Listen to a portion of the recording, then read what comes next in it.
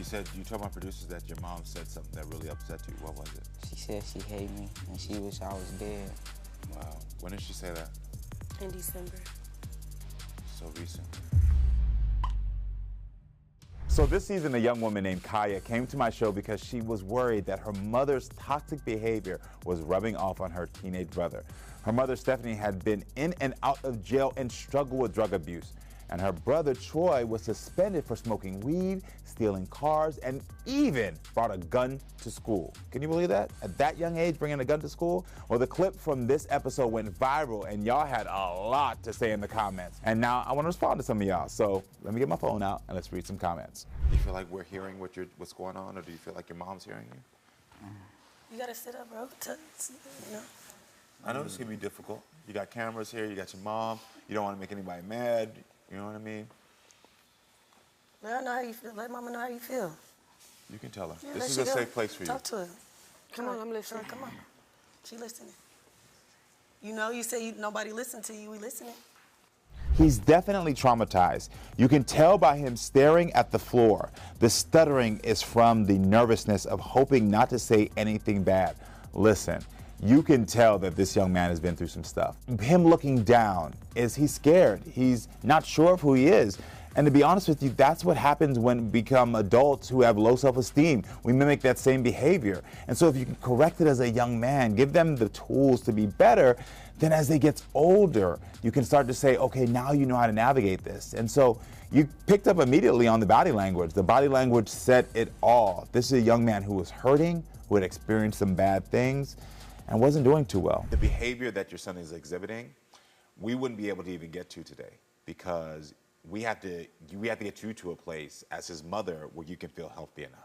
The son rocking himself backstage is a trauma response similar to rocking the infant stage of himself because he grew up unattached to an unreliable parenting. It is true, you can pick up on a young child immediately how they're feeling. You can pick this up on adults too. Body language is the key tool that I use to help understand what my guests are going through. Y'all heard me say it on the show several times. I can see your body language, I'm reading your body language, and the more that we can be more in tune with reading people's body language, seeing what they're going through, and then following up with a response of like, is this what you're experiencing? It helps us to understand each other more. Who does she bring around you? She got somebody in the house named Luther that be around me, and he be calling her B-words and stuff. And one time when she was gone, I think she was at work, he had got mad at me because me and my friends, they had came to the house and we was playing hide and go seek in the house, and so he had got mad at me. They put his hands around my neck and then hit me against the wall. Wow, I'm very sorry that happened to you. And then he tried to fight my friend. Then he called the police on us.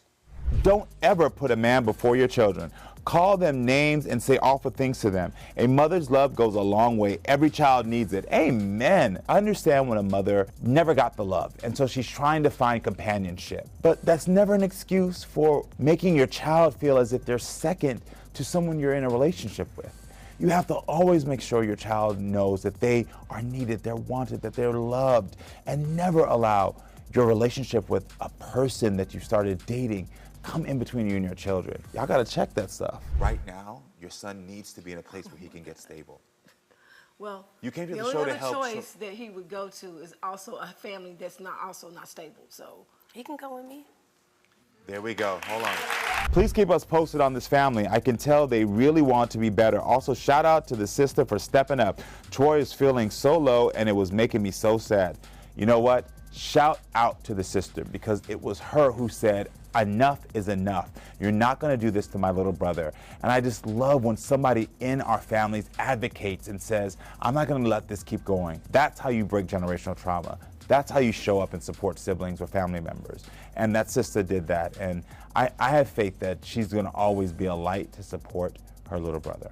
So listen, y'all have insights and y'all are attuned, and I love hearing from you. So keep commenting and let me know what you think. It's only together that we can continue to talk and grow.